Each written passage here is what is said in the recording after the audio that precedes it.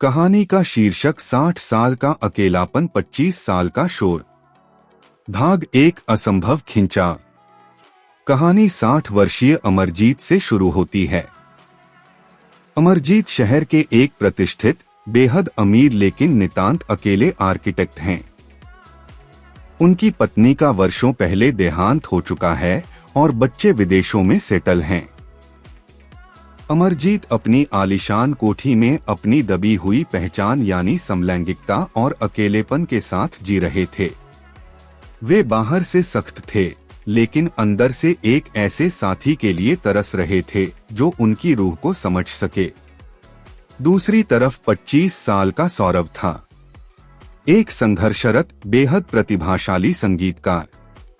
वह आर्थिक तंगी से जूझ रहा था, लेकिन उसकी आंखों में सपने और दिल में बहुत सारा प्यार था। उनकी मुलाकात एक आर्ट एग्जीबिशन में हुई। अमरजीत एक पेंटिंग को निराशा से देख रहे थे, तभी सौरभ ने पीछे से आकर उस पेंटिंग का ऐसा मतलब समझाया जो अमरजीत के दिल को छू गया।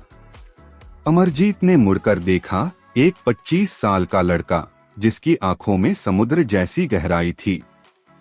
सौरभ भी अमरजीत के व्यक्तित्व के ठहराव और गरिमा से प्रभावित हुए बिना नहीं रह सका। यह सिर्फ शारीरिक आकर्षण नहीं था, यह दो प्यासी रूहों का टकराना था। 35 साल का फासला उनकी पहली ही मुलाकात में धुंधला पड़ गया। भाग 2 जन्नत का सफर और इश्क का जुनून। यह वह भाग है जहां प्यार अपने चरम पर था। शहर की भीड़ और समाज की डरी हुई नजरों से दूर अमरजीत सौरभ को लेकर अपने शिमला स्थित एक पुराने एकांत फार्म हाउस पर ले गए। वह एक हफ्ता उनके जीवन का सबसे खूबसूरत पागलपन था। वहां कोई उम्र नहीं थी, कोई समाज नहीं था। पहाड़ों पर धुंध छाई थी और हल्की बारिश हो रही थी। फार्म हाउस की बड़ी कांच की खिड़की के पास अमरजीत बैठे थे और सौरभ उनके घुटनों पर सिर रखकर गिटार बजा रहा था। अमरजीत की उंगलियां सौरभ के बालों में थीं। वे घंटों बिना कुछ बोले सिर्फ एक दूसरे की आंखों में देखते रहते। एक रात वे जलती अंगीठी के सामने बैठे थे। अमरजीत ने सौरभ का हाथ पकड़कर कहा, सौरभ, मैंने 60 साल सिर्फ सांस ली है, जिया मैं पहली बार तुम्हारे साथ हूँ। सौरभ की आंखों में आंसू आ गए। उसने अमरजीत के झुर्रियों वाले हाथ को चूमा और कहा, और मुझे लगता है कि मेरी जिंदगी शुरू ही आपसे होती है अमरजीत जी। आप मेरी सांझ नहीं, मेरा सवेरा हैं। उनका प्रेम इतना गहरा और रूहानी था कि कोई भी देखने वाला उस एहसास के लिए तरस जाए। उन्होंने एक दूसरे में वह सब पा लिया था जो दुनिया में कहीं नहीं था। अमरजीत सौरभ के लिए कुछ भी कर गुजरने को तैयार थे और सौरभ अमरजीत को खोने के ख्याल से ही कांप उठता था। भाग 3 हकीकत का साया और सस्पेंस। शहर लौटते ही हकीकत ने भयानक रूप ले लिया। कहानी में सस्पेंस तब आता है जब सौरभ अचानक अमरजीत से नजरें चुराने लगता है। वह फोन पर छिपकर रोते हुए बातें करता है।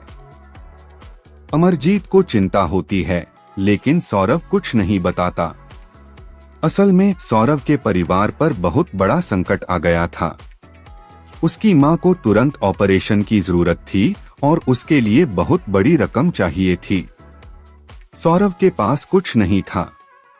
वह अमरजीत से पैसे मांग सकता था, अमरजीत एक पल में दे देते। लेकिन सौरभ को डर था कि कहीं पैसे बीच में आने से उनका पवित्र रिश्ता खरीद फरोख्त का नाम न ले ले। वह अमरजीत की नजर में गिरना नहीं चाहता था। वह इस द्वंद्व में पागल हो रहा था, एक तरफ मां की जान, दूसरी तरफ अमरजीत का सम्मान। भाग 4 मजबूरी का धोखा। यही वह मोड़ है जहां प्यार मजबूरी के आगे घुटने टेक देता है। समय निकल रहा था। एक रात जब अमरजीत सो रहे थे, सौरभ ने उनकी तिजोरी से कुछ बेहद कीमती विंटेज बॉन्ड्स निकाल लिए। ये पुराने सरकारी कागजात थे जिनकी कीमत करोड़ों में थी। उसका इरादा चोरी करना नहीं था, वह उन्हें गिरवी रखकर मां का इलाज कराना चाहता था और बाद में मेहनत करके छुड़ा लाना चाहता था। कांपते हाथों से चोरी करते वक्त सौरभ की आंखों से आंसू बह रहे थे। उसने सोते हुए अमरजीत के माथे को चूमा और बुदबुदाया, मुझे माफ कर देना, मेरी मजबूरी मेरे प्यार से जीत गई। अगली सुबह अमरजीत को पता चल गया। बॉन्स का जाना उन्हें नहीं तोड़ा, बल्कि सौरभ के जाने ने तोड़ दिया।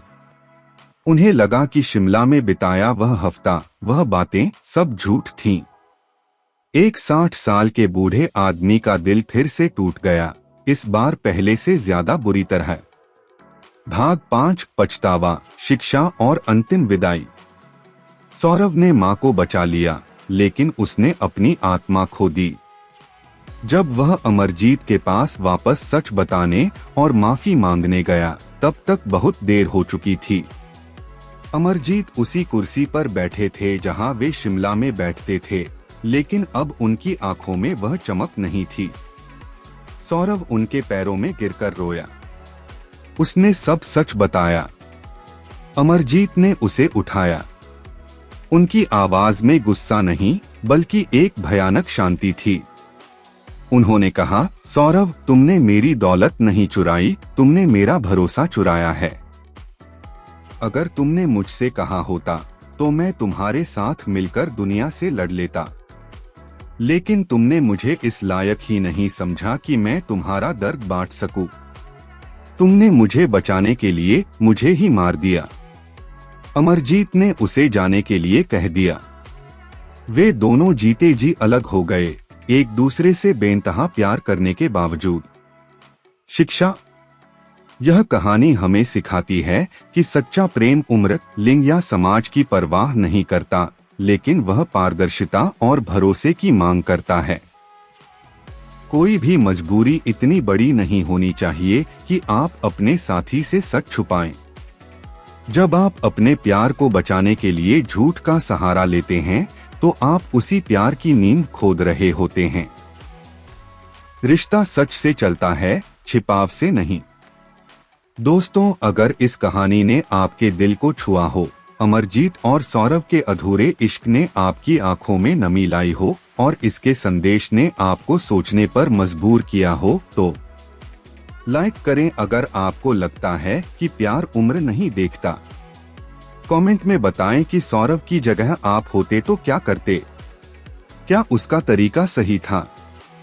शेयर करें इस कहानी को ताकि समाज समझ सके कि प्यार के रिश्ते भरोसे पर टिके होते हैं।